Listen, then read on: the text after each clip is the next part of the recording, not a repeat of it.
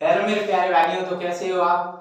आशा करता हूँ आप सभी अच्छे होंगे, अच्छे से पढ़ाई कर रहे होंगे। और मेरे भाइयों, अगर 100 मैथ में लाने हैं मेरे भाइयों, तो मैथ्स 100 पर पढ़िए और कहीं से भी 100 में से 100 नहीं ला पाओगे मेरे भाइयों।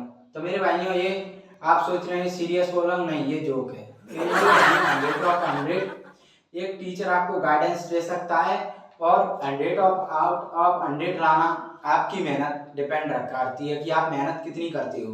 क्योंकि टीचर तो एक मार्गदर्शन दे सकता है, वो मेरे अलावा कोई और टीचर हो वो भी, क्योंकि मार्गदर्शन दे सकता है और मेहनत आपकी लाती है 100 में से 100 मेहनत लाती है आपकी, ना कि वो टीचर दिलवाता है। टीचर तो आपको सजेस्ट कर सकता है बस। तो मेरे भाइयों, आज मैं लेके आ चुका हूँ आपको एक्सरसाइज 3.1 का क्वेश्चन नंबर 4 का सेकंड क्वेश्चन।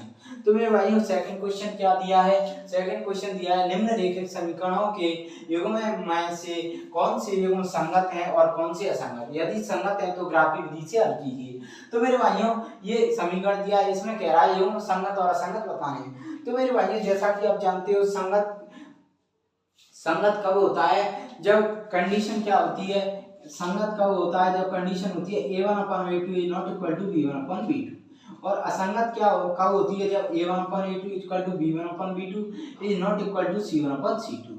और संगत के लिए एक और कंडीशन होती है a1/a2 equal to b1/b2 equal to c1/c2। ठीक है मेरे भाइयों, ये आप जानते हो।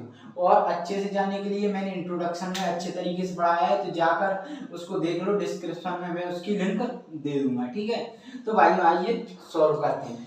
तो मेरे भाइयों सॉल्व करेंगे तो इसमें लिखेंगे मेरे भाइयों हल। हल में क्या लिखेंगे मेरे भाइयों, दिया है। क्या दिया है मेरे भाइयों, दिया है। क्या दिया है मेरे भाइयों, x minus Y equal to 8। ठीक है मेरे भाइयों, और 3x minus 3y equal to 60। ठीक है मेरे भाइयों, ये दिया है। ठीक है मेरे भाइयों, तो मेरे भाइयों ये क्वेश्चन हमको दिया है। क्या करेंगे मेरे भाई, आप जानते हो रेखिक समीकरण एवं की condition a1x plus b1y plus c1 equal to 0, a2x plus b2y plus c2 equal to 0 होती है, ये कंडीशन होती है। तो मेरे भाइयों, ये कंडीशन ऐसे तो दी नहीं है रेखिक समीकरण, तो हम इक्वल टू में 0 लाएंगे तो इसको क्या लिख सकते, इसको क्या करेंगे मेरे भाइयों, इसको माइनस का हो जाए तो -8 इक्वल टू में 0, तो ये हो गया मेरे भाइयों। इसको समीकरण 1 दे दो। और मेरे भाई 3x minus 3y minus 16 minus का हो जा रहा है 0, समीकरण 2। तो मेरे भाइयों अब क्या करेंगे, अब सॉल्व करेंगे तो समीकरण 1 की तुलना करेंगे। समीकरण 1 की तुलना a1x plus b1y plus c1 equal to 0 से, तथा a2x plus b2y plus c2 equal to 0 से तुलना करने पर।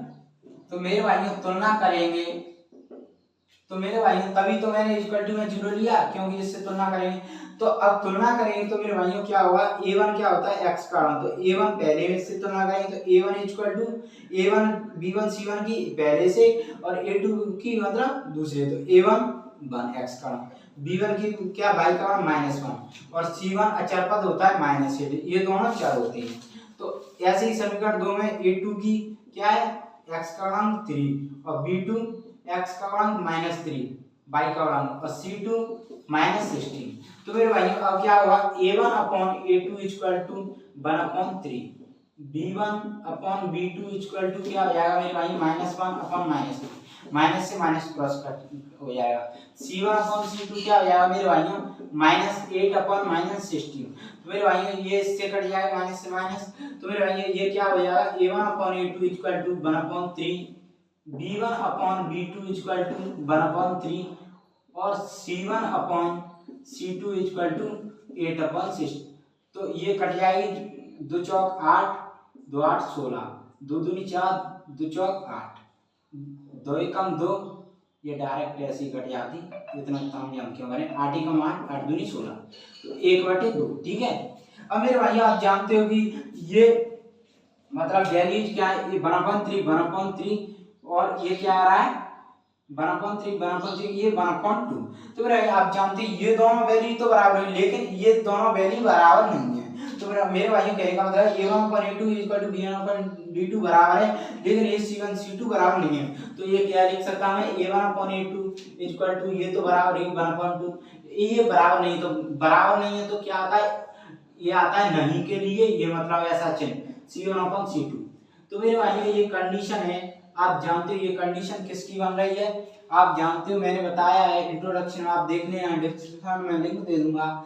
ये कंडीशन बनती है, ये कंडीशन होती है जब रेखाएं समांतर होती हैं, जब रेखाएं समांतर होंगी, ठीक है मेरे भाई, ये होती है तब समीकरण क्या होता है, असंगत। असंगत असंगत का मीन्स जानो तो क्या होता है, जिसका कोई हल नहीं, मतलब ऐसी समांतर रेखा में समीकरण का कोई हल नहीं होता, ठीक है मेरे भाई, कोई हल नहीं होगा, ठीक है, असंगत जिसका कोई हल नहीं है समांतर। तो क्या लिखेंगे, रेखाएं रेखाएं होंगी, रेखाएं समांतर होंगी, समांतर होंगी, समांतर होंगी। जब रेखाएं समांतर होंगी तो समीकरण कैसा होगा, अतः रेखिक रेखिक समीकरण समीकरण के युग्म युग्म असंगत होंगे, असंगत होंगे, रेखिक समीकरणों के युग्म असंगत होंगे। तो मेरे भाइयों जब समीकरण मतलब ऐसा बनेगा, मैंने आपको बता दिया, तो रेखिक समीकरणों के युग्म क्या होंगे, असंगत होंगे, रेखिक समीकरण युग्म क्या होगा, असंगत। अब क्वेश्चन कह रहा है संगत असंगत है तो असंगत निकालिए, या यदि संगत है तो ग्राफ बनाएं। तो ये तो असंगत है तो ग्राफ तो बनाना नहीं है, क्योंकि संगत का ग्राफ बनाना है, ठीक है मेरे भाइयों। तो मैंने आपको समझा दिया, ठीक है मेरे भाइयों, असंगत है तो इसका ग्राफ बनेगा नहीं, ठीक है। तो ये मैंने आपको समझा दिया, ठीक है मेरे भाइयों, और ये मैंने आपको समझा दिया ये इसके बारे में भी। और मेरे भाइयों ये शॉर्ट में समझा, अगर संगत और असंगत और कुछ मतलब पूरा इंट्रोडक्शन जाना है तो मेरे भाई इस वीडियो के डिस्क्रिप्शन में चैप्टर 3 का इंट्रोडक्शन का लिंक दे दूंगा, उसको पहले जाकर देखिए, फिर आप उसको पढ़िए, ठीक है मेरे भाइयों। समझ में आया तो लाइक करना, शेयर करना, सब्सक्राइब करना। Thank you.